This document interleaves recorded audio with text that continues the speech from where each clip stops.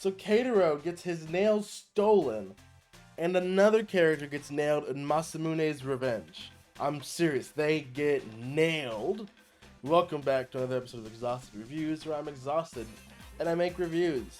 And yeah, we're talking about Dark Gathering and Masamune's Revenge R, the second season of the hit show that came out that nobody talks about anymore. But we're definitely going to start with this because she is wild. This little girl is so creepy. I love her, but I hate her because she's literally stealing this guy's nails. What are you doing? What are you doing, you little gremlin? So she's just being an absolute menace. You kind of have to explain yourself before you start doing that stuff. She's a little young, so I guess she doesn't really get it. She doesn't understand why you can't just walk up to someone and steal their nails. That might be a little weird for some people to understand, but hey, you know, different strokes for different folks. Oh my god, this was hilarious too. My man is just out here trying to help her learn her little English or whatever, and she's just writing, "Can I have your fingernails? Can I have your fingernails?" With little hearts at the end too. Like, girl, what is wrong with you? Who do you think you are? What is? Why are you doing this, girl? You gotta stop. It's time to go. It's time to stop. Where? Oh, well, I don't want to finish that quote because it's anyways, they are chilling out here, and she's like, we're gonna go to some scary place, and he's like, bro, I literally told you. He actually has a little character development where he's like, bro, I told you I didn't want to go. She's like, you're a scaredy cat, and he's like, yeah, it's scary and dangerous, and my homegirl got cursed. So like, yeah, I don't want to go spirit hunting with you. You guys need to just do that on your own. Keep me out of it. I don't want to go. So we've got him. He's kind of standing up for himself in a way.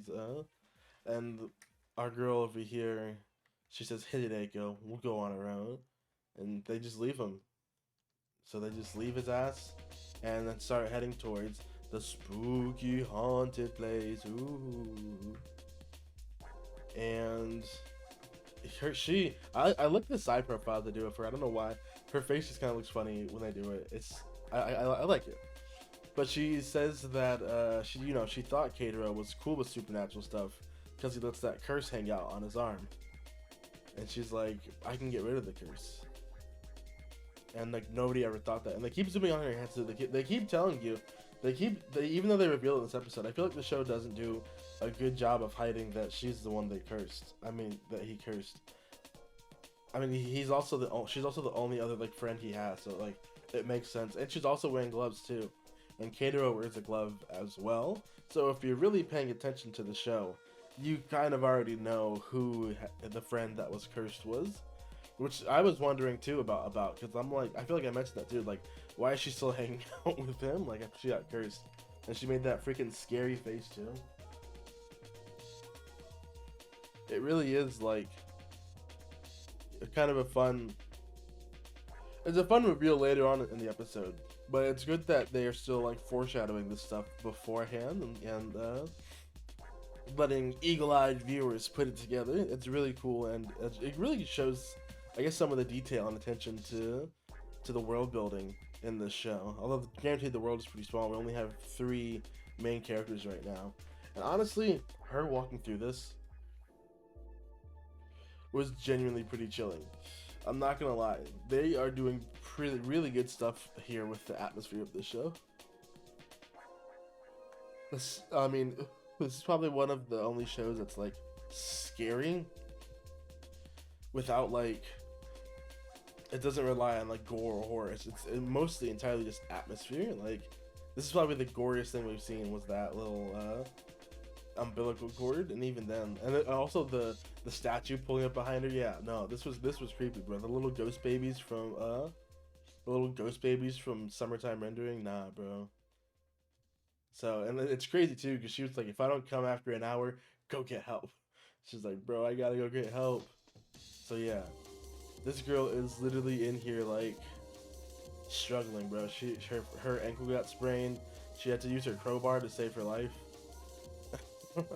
And she actually does this cool like I want a paper doll technique. It's kind of an expansion on what she's been doing with her stuffed animals, which I think is really cool because like them setting this up and giving us how the world works. So I feel like she's able to find him, and they don't explain that. Even though he's literally at some random store. They don't explain it, but I feel like they're hiding that for a reason, right? I think the curse is probably linking them or something. So she's able to convince him to come back by telling him that the only reason she left is because she wanted to find something for the curse. And they do a flashback to the scene of the girl. It's clearly her because it's the only other person with brown hair in the series. But she's literally being chased by an army of ghost babies and a Buddha lady, and she literally she traps one of the spirits inside of the paper doll, and she literally holds it at pencil point. It's like, bro, if you freaking touch me, I swear to God, I will doodle all over this paper doll. You better not stop me. And yeah, she's actually able to make a bunch of shadow clones using her hair, and it's kind of cool. So the real her probably isn't even out being chased. She's actually chilling at the home base. Naturally, if everyone's spreading out to look for you, the place they wouldn't look is back at base. But then there's a bunch of army of babies, and all of a sudden the baby army just like literally gets up and walks away. They're like, "Oh, I'm getting out of here." And why? Because our homeboy Keitaro has ran it up. He has pulled up to the location, and he is literally busting, bro. She's literally like sitting here, and he's literally booking it. That's so many baby demons. That's way more baby demons than anybody deserves to be chased with. That's kind of hilarious. That could be the thumbnail. But we got some really good stuff here. He's gonna form a loop around and try to pick her up on the way out. She literally pulls out a sledgehammer and knocks a finger off this goddess statue. It was funny. She pulled up earlier. She was like, "Just you watch, Keitaro. I am going to kill a goddess today." And by kill, I mean exercise. So they manage a narrow escape into the back of a car. She pulls off, and on her way off, just decides to forget how to drive, and literally scrapes into the freaking the median, the boundary, whatever. So yeah, kind of an L there. So he's got to pay for the car. He ends up paying for the car and the hospital bill for her leg, which I feel like you could have just said that, shoot, that's just a sprain. You could have just wrapped it up, and she would have been fine in a few days. Give her some ice, she'll be okay. It's not like she goes to school or anything. And then we get a very touching scene of them walking by the riverside, and we get like some father imagery for her because she's remembering the time with her dad, of just like, you know, when she's happy. He's like, "I don't understand why you did such a big risk back there," and her just remembering how her mom was literally kidnapped by ghosts. They keep showing this too. They keep showing. It's just like that's the show just keeps constantly trying to give me the ick. She's like, "My friends are just as important as my family." She says, "I'm sorry." She says, "When friends in trouble, I'll do anything for them." Really cute stuff, really fun stuff, really cool stuff. I hope we get a time skip in the show because I'd love to see what she'll think when she's more capable. As we learned today, she's good with like swinging hammers and like bags of like quarters, but she's still a kid, and it's crazy how like mature and like they do the same side profile thing here with her too. I really like. I think it's just like her eyes. I don't know what it is about the side profiles, but I'm really a fan of them. So while they were out being attacked by the paper dolls, some of the paper dolls were connected to the dolls in here, and so basically you can get a doll, put a piece of your body on it, and put a spirit inside of it, and if you put a piece of your body inside of it, they can't attack you, but if it gets attacked, then they feel the same pain because they're all connected by you. So she basically has undead spirit murder force, an undead murder farce, just at her disposal. So she wants to take his fingernails. She literally throws the freaking the finger of the goddess doll into the room, and they freaking start devouring the spirit. And she literally forces it to beg for the spirit for the fingernails for the protection, and she's literally like bullying, like forcing this thing into submission. She's like, I'm willing to engrave upon my soul the willingness to do anything to win. She really wants that freaking that yeah no she I mean I would too. I would want to get my mom back. Hopefully she's still alive, but also like, why did the spirit just cause a car accident and take my family, bro? So you really understand, and you really feel for her, and her social misgivings, we'll call them, are a bit more understanding, especially when you see the person who they're both being affected by is Aiko. So, you know, they finally officially reveal that. That's why she gets that dead look in her face like that sometimes, because she's literally cursed. So we're gonna go catch some scary spirits and kill some really bad ones. And now we've got the official beginning of this show. The show has officially gotten into gear. We're having a really great time with this show, and we're ready for more creepy adventures. I wonder if they really will. I wonder what's gonna be next. There's definitely gonna be some more body horror, so we're definitely gonna have to endure that. Speaking of enduring, our homeboy Masamune has been enduring a lot of pent-up rage for a long time recently. Not even recently, his whole life. As we know, he was called, a girl at the mansion called him Pig'sfoot when he was being bullied, and he swore to get revenge on her by becoming super hot and then dumping her. And she says, she's kind of funny because she plays with him too. He's like, are you sure you didn't call me Pig'sfoot? She said, I never did that. And he's like, oh, that's good. Of course not. And she's like, I'm lying, bro. I'm literally lying. So like, we get the intro, but before we get the intro, there is a little bit of setup. And this episode is a bit more direct, because there's just setup, backstory, and then payoff. So what we have to set up is that fake Masamune wants to go on a date with Aki tonight to officially ask for her hand in marriage or whatever, so we can try to get that money. And he needs these three girls to cover for him by using that picture of him and Koiwai as evidence that Masamune has been unloyal with her friend. But they know they're friends, so they don't want to hurt the friends too much. So what the plan is to keep Koiwai separate from Aki, and fake Masamune will enact his devious Sigma energy plan. So he's using the other girls as bait. And then we get the backstory of how Masamune became the man he is today.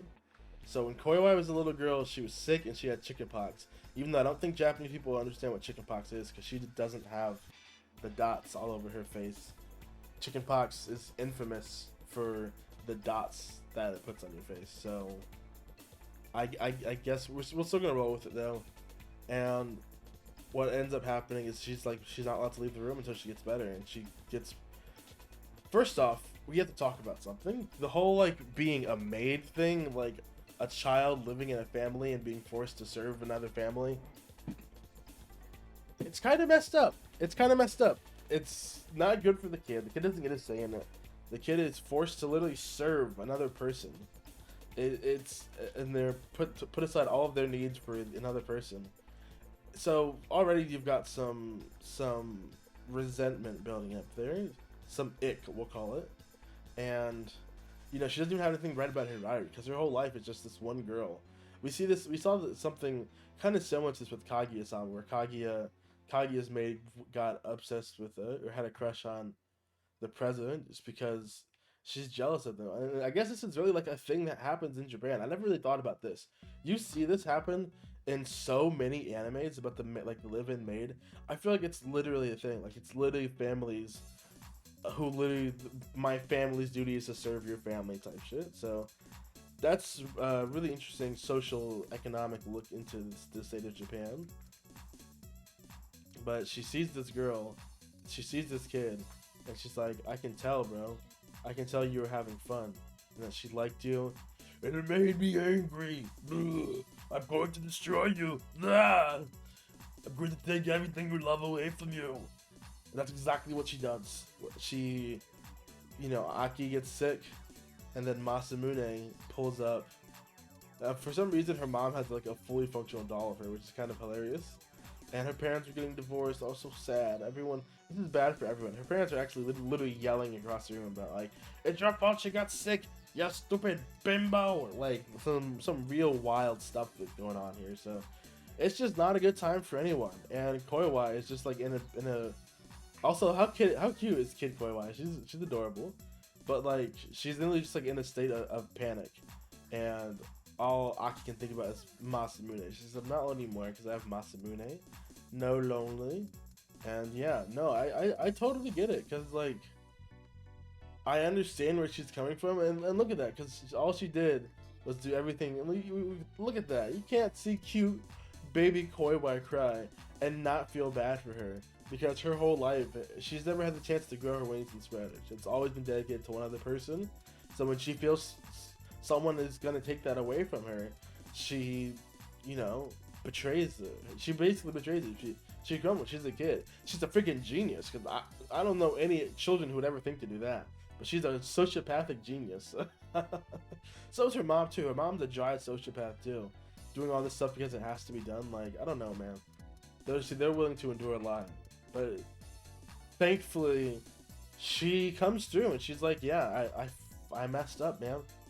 I shouldn't have done that, because now Aki she's literally turned into a man hater or whatever. Like now she's like, bro, now she's gone full leftist.